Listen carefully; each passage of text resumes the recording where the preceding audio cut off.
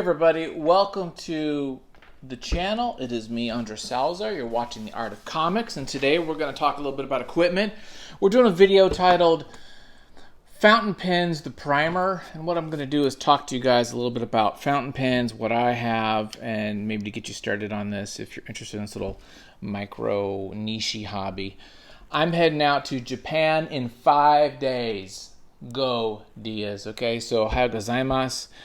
Super excited. My whole life, I've wanted to go to Japan. Like literally since I was a child, or I guess a teenager. And I'm so excited to go. It's a dream.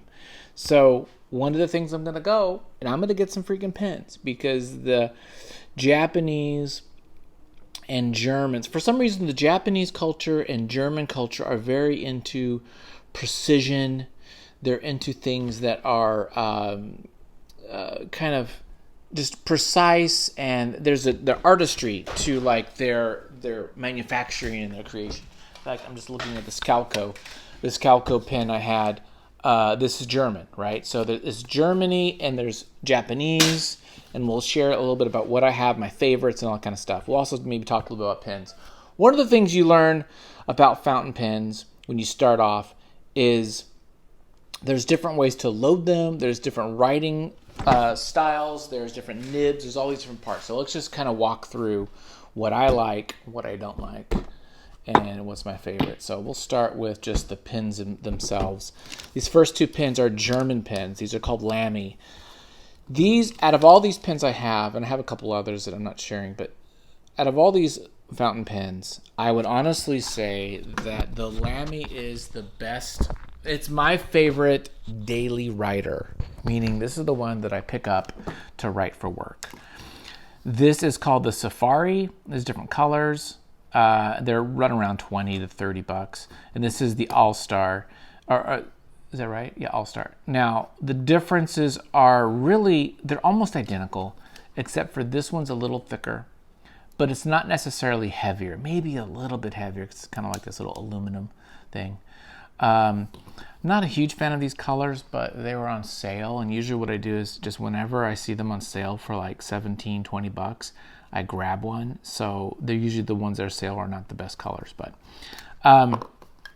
and these both again, they have interchangeable nibs, so you can actually, you just pop these off. I don't want to do it right now because I actually did it just 2 days ago. You just pop these, I can just grab it and just knock it out, and you can change them, right? And there's fine, there's extra fine.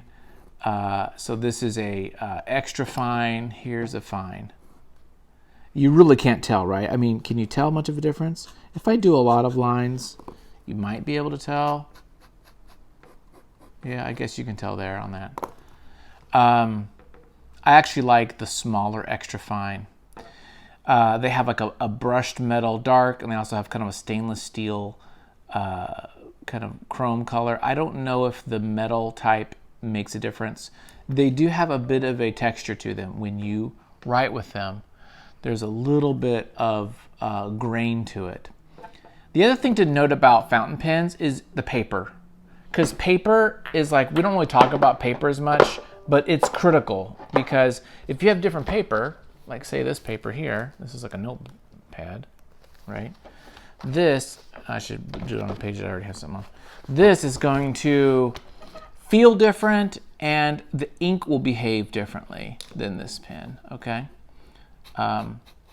So certain papers will bleed, right? It'll bleed. It's called feathering too. It'll kind of spread out. I think this one will spread out. You'll see. I don't know if you could tell. You see that? See how it kind of spreads out? Especially when I end the line. This will kind of spread out.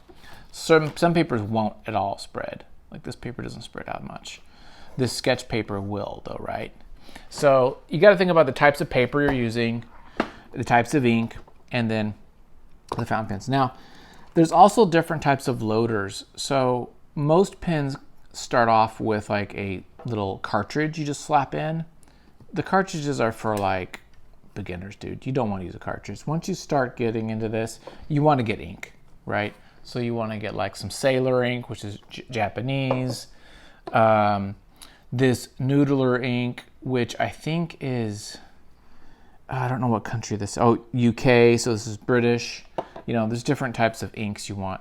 But let me show you the loader situation. So this is a piston type of fountain pen, and this whole unit just pops out. I can just go like, I'll just go there. So you just pop it out. So your cartridge, you would pop it in, okay? But cartridges are kind of pain. I don't know. I feel like the quality of ink in the cartridges are not that good. So you want to get other types of stuff. And so basically you pop this in, and then you just dip it in the ink well, right? So I pop this in, dip it in, and then you turn this guy and see this, watch, see, this will pump up. I don't know if you can see here, but this will kind of pump, right, something. So there you go. Okay, that's empty. Okay, so that's one type of converter, and this is I think the most common or the best, the one that people like to use usually. And this is made by Lamy. You got to get the one that kind of fits your type of pen. The other type of pen loader, this is a Pilot Metropolitan. If I didn't have my Lamys, I would use the Pilot. The Pilot is a Japanese company. You know them from just like tons of like pens. The Metropolitan is kind of their low end pen. Again, not much flex. Oh, I didn't mention the flex. Some pens will kind of flex and give almost like a calligraphy type of feel. These don't do so much. We're going to go further down and I'll show you some that do. This is a very fine line. In fact, you can't really see it very well. So let me show you this setup. This is a like plunger situation, right? So it's about empty. You see this little bladder here? You squeeze it, you suck it up. So let's do that. Let's put some, I'll put some Sailor in it. So we'll put some Sailor Blue. So again, pretty simple, but you first squeeze it, right? So the bladder's empty. In fact, actually, let me wipe it down because there's a little bit of black in there still. Okay, you squeeze it, stick it in, suck it up, wipe it, and now you've got a pen full of ink. I'll close this. These are about 20 bucks, these little big jars of ink, and this thing will last me forever. So, you got that? Now, and now you have a bladder full of the ink. Screw this back in. Again, I didn't care for this color, but it was on sale. I'm all about cheap, dude. It's all about the cheapness. Okay, and here is now, give it a few minutes to kind of work.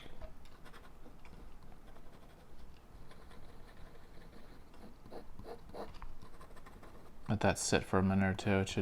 It should work, but it's, of course, when the cameras are on, it's not behaving. Okay, we won't worry about that right now. The next pen I have, this is the most expensive one. This is a Waterman, which is French. And this is got a 14 karat, I think it's 14 or 24 karat gold nib here. This does not have much flex, but it is much more fancy. This is heavy, which I kind of like. I actually like the heaviness. The Lamys are not heavy. These are both really light, which I kind of like the heaviness to them. There's like a intrinsic quality of heaviness equating with quality in some way. This though writes like butter. This thing, it's the gold tip nib here, and it is super smooth, super nice to write with. It is like almost like glass, it feels. There's no tooth to the paper. You know, I'm writing on this paper especially, it feels really clean and nice. But there's not much line variation in here, but it writes nice. I wouldn't draw with this, of course, but this is a nice one. But it's 160 bucks, so kind of expensive. In fact, I consider that very expensive for a freaking pen. But it looks nice, and so this is this guy. This guy is, you know, when I want to be fancy, but I would just walk around with this guy. The other two, we have this one. This is called Noodler's pen. This actually is by the same company as these guys, these inks. And this is more of a flexi pen. When I first got into fountain pens, I thought for some reason it has this little shape like a crow quill and that it would be flexi, and they don't. But as you see now, let me move my paper a bit over here. You can see that this, when the ink is on here, has a strong flex, although I gotta put it in there a bit for the ink. The ink is getting low. This setup is kind of interesting because the ink well is inside. It doesn't come out. There's no cartridge. And you twist this back here twists, close or open. And you twist it to get the ink. Oh, see, look, I just popped it out. I just twisted some, so it kind of came out a bit. So you actually twist the body of the pen to get the ink. So anyway, as you can see, this is a much more flexible, flexi pen if you want kind of like that feel.